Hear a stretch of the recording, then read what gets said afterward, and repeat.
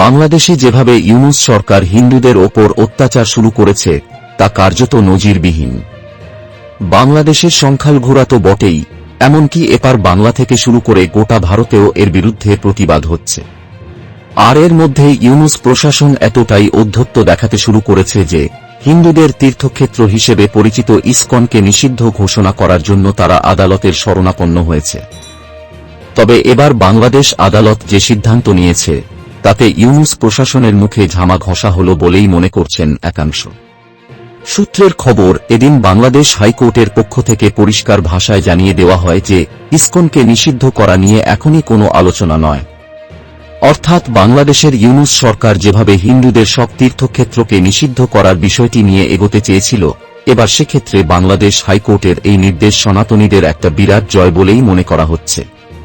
এক্ষেত্রে ইউনূস প্রশাসন আদালতের এই নির্দেশের ফলে যথেষ্ট বেকায়দায় পড়ে গেলেন বলেই মনে করছেন বিশেষজ্ঞরা।